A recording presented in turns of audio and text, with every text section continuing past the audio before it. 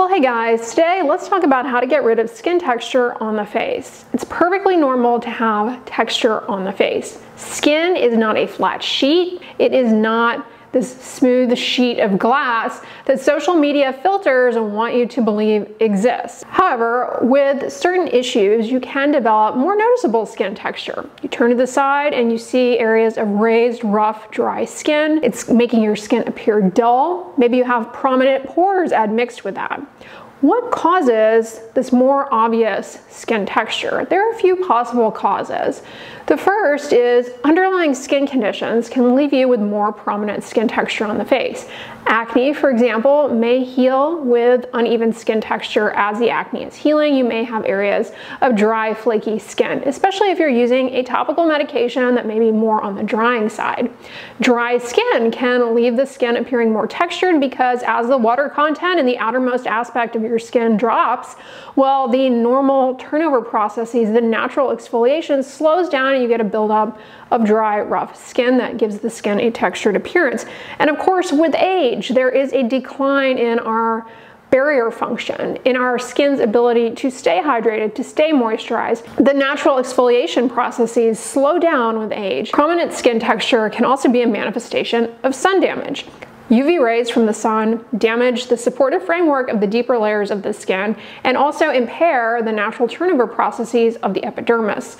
And because they destroy the supportive framework, well, the pore doesn't really have that good collagen around it anymore, and so it dilates. Be clear on what the underlying issue is for your skin, whether it be acne, seborrheic dermatitis, rosacea, psoriasis, keratosis pilaris, age-related change, excessive sun damage. You need to understand what it is that's playing a role. Once you know really what your situation is, your cause, then your approach can be appropriately tailored to address your skin texture.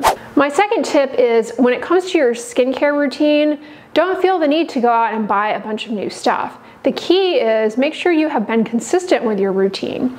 I'm a big fan of keeping the routine simple, sticking to the basics, but in my experience, where people can run into problems is they give up prematurely on a particular skincare product or a medical therapy in the case of an underlying skin condition and want to try out other things. Again, with social media, we see all of this stuff, all of these individuals' skincare routines, and it's easy to be like, oh, maybe I'll try that, maybe I'll try that. As a matter of fact, I often get tagged on different creators over on TikTok who are struggling with some kind of underlying skin problem. But what I often see happening on these accounts is they will say, day 2 of me dealing with yada, yada, yada on my face. I've tried this, I've tried that. Today we're trying this, today we're trying that. As they keep trying out random stuff, all the way from skincare products, holistic remedies, you can see clear as day documented that they are getting progressively more irritated. They're causing, in many cases, an overlying irritant contact dermatitis, making it much worse. Don't make the mistake of trying a bunch of random things every couple of days and seeing what sticks.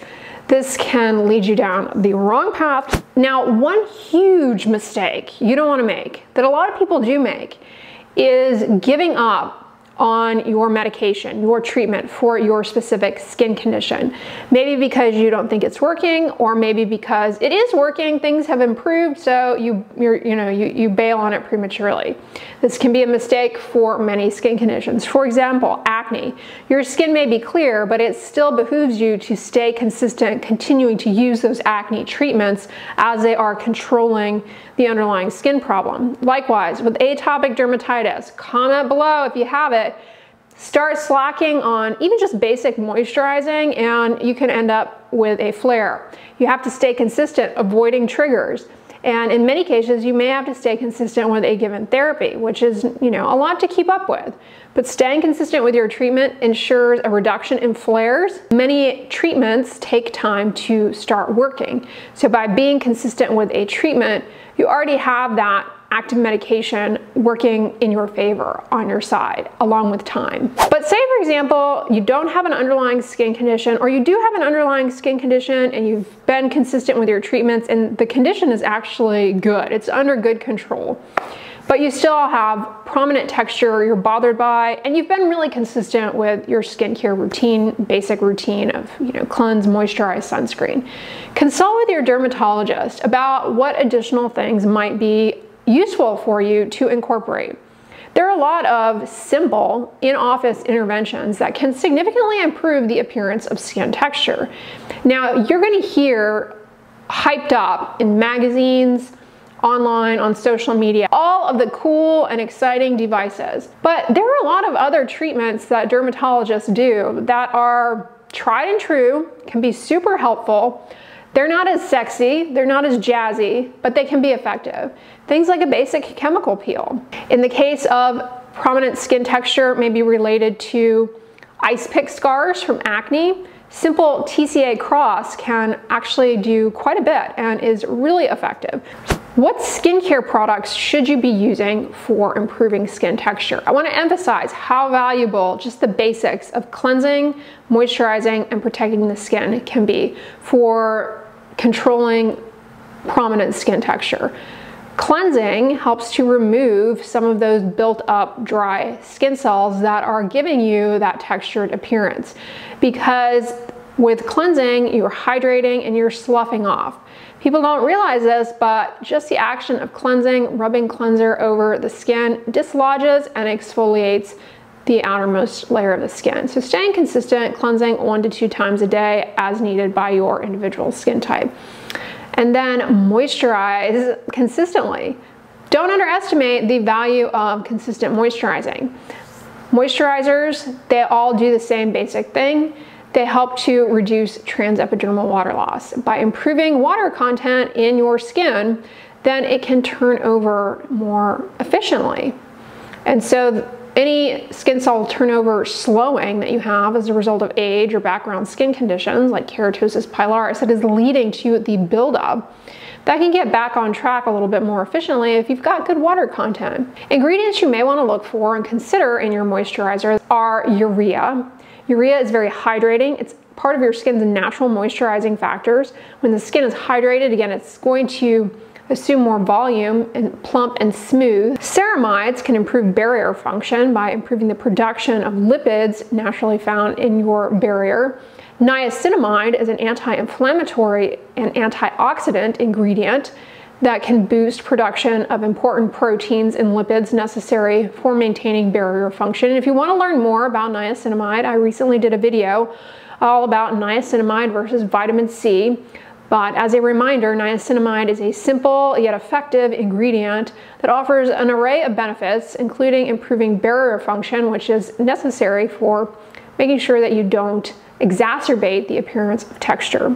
Hydrating ingredients like hyaluronic acid, glycerin help to improve water retention in skin's outermost layer. Those are good ingredients. And of course, you want to protect your skin from sun damage with sunscreen. This is so important because UV rays, they do get in the way of barrier function. They damage that supportive layer deep down in the skin, and they also damage the proteins and lipids in the outermost layer, compromising barrier function. So you want to stay consistent with wearing sunscreen, protecting your skin from the sun with sun protective clothing, hats, seeking shade, and avoiding spending too much time outdoors during the midday hours when UV rays from the sun are most intense. And as a reminder, sunscreen is also a moisturizer, so having it on your skin will help to protect against water loss. Ultimately, that helps things move along at a normal rate in terms of exfoliating, reducing the prominence of texture. Consider adding retinol or a retinoid like adapalene into your routine. It's not absolutely necessary that everyone use it, but it certainly can have many benefits for improving skin texture if tolerated.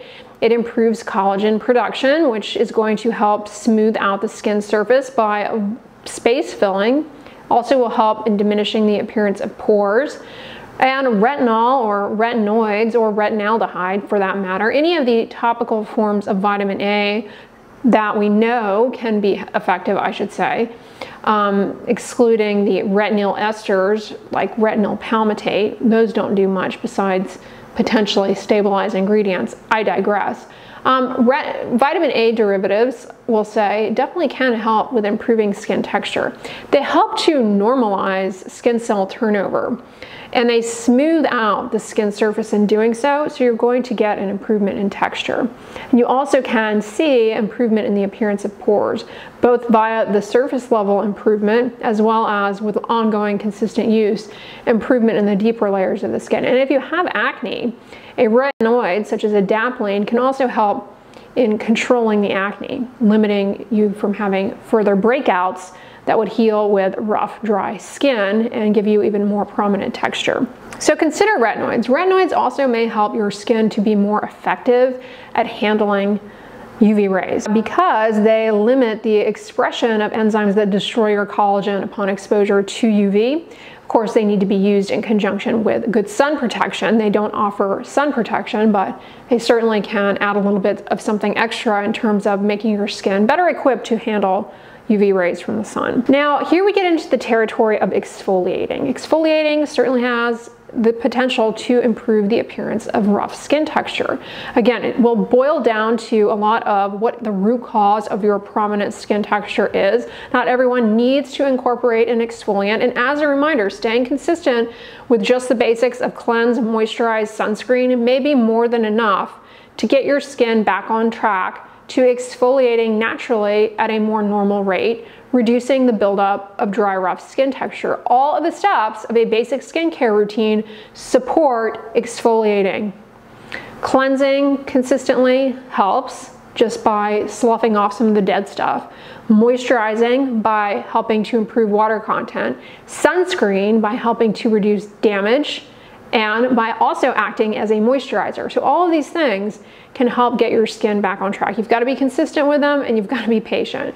But that being said, some people do benefit from including an exfoliant in their routine, whether it be alpha hydroxy acid, salicylic acid, polyhydroxy acid, or even GASP, a mechanical exfoliant, which can be a little bit more rough on the skin, but has a time and a place. Salicylic acid, otherwise commonly referred to as BHA. This is an effective ingredient for people who have acne-prone skin, prominent pores with blackheads, whiteheads, formerly known as comedones. That's the medical nomenclature for blackheads and whiteheads, as well as people who deal with hyperpigmentation. Salicylic acid can be very beneficial.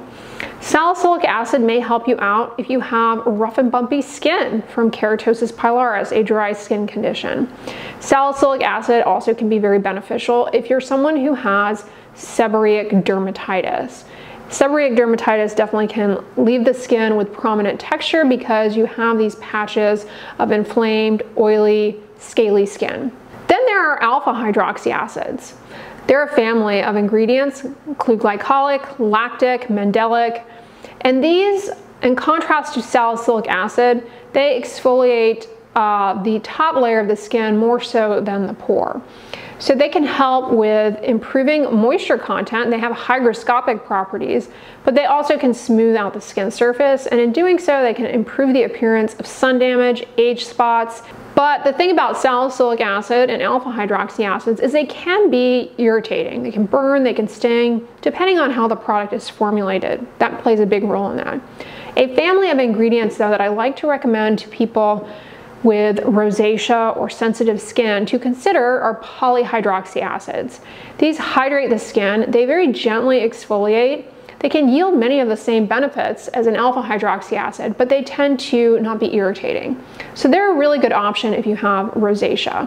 And as a side note, with rosacea, you do have prominent texture oftentimes, but it can be difficult to tolerate skincare products. The reason I like considering, again, it may not be necessary or helpful for you, but the reason to have it at least in the back of your mind in terms of exfoliating is that a big part of rosacea are Demodex mites. Like if you look at the skin affected by rosacea, it has a higher burden of these little mites that naturally live on everyone's skin. There's a robust inflammatory response against those mites in people who have rosacea. So there's some thought that exfoliating can help cut down on the burden of those mites and help the rosacea.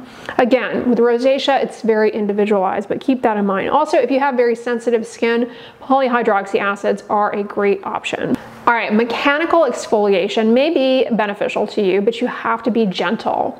Where I find it to be most beneficial is for people who have rough, dry, coarse skin texture related to maybe sun damage, or related to that dry skin condition, again, keratosis pilaris, which can affect the cheeks. You get a buildup of dry, rough skin around the hair follicle. You get these little bumps, often in a background of redness.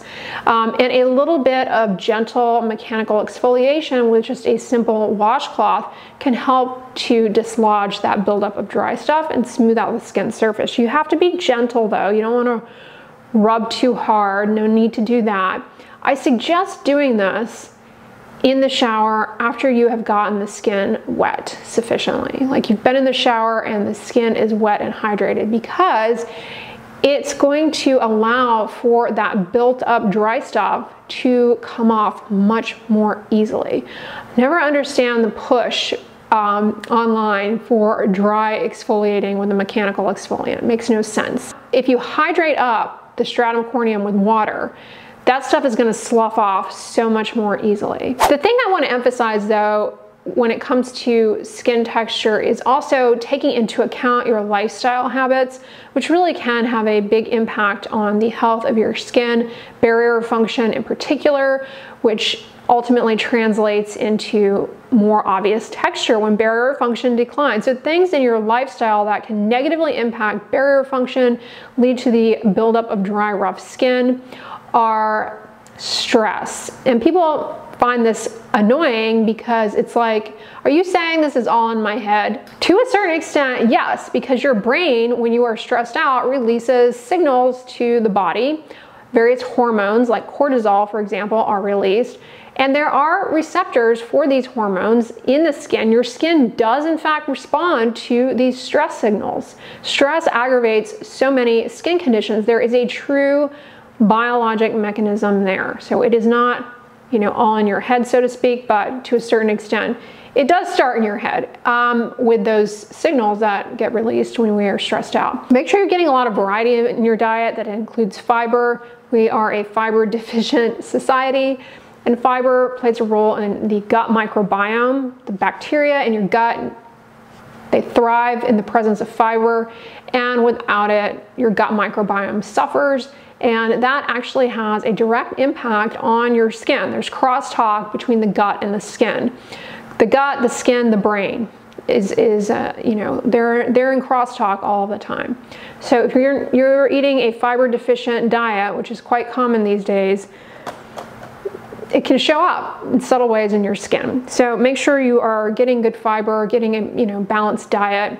You also need to prioritize sleep, which is very difficult to do with all of these distractions, things that disrupt our circadian rhythm. Try and keep a consistent bedtime routine. Make sure you go to bed at the same time every night and try and wake up the same time every morning, even on the weekends, even on vacation. And also try and turn off all of your devices approximately an hour before going to bed. That will also help you to go to sleep. Don't eat a large meal before bed, and try and avoid alcohol. Honestly, in general, it really can mess up your sleep, but try and definitely avoid it in the hours leading up to going to bed.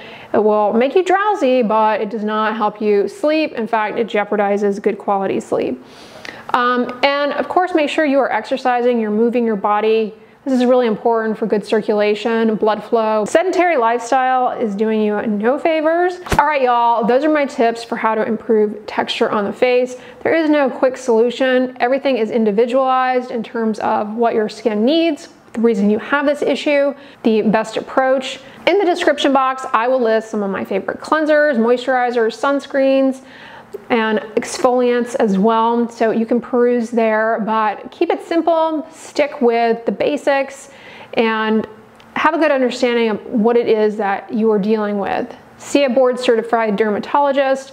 There are other interventions, even some that are really inexpensive and affordable, that can actually make a difference in more stubborn cases of apparent skin texture. I hope you guys enjoyed this video. On the end slate, I'm going to put my recent video comparing vitamin C to niacinamide. Definitely check that one out next if you are stumped by which of these ingredients you should choose, if any. But if you guys enjoyed this video, give it a thumbs up, share it with your friends, and as always, don't forget, sunscreen and subscribe. I'll talk to you guys tomorrow. Bye.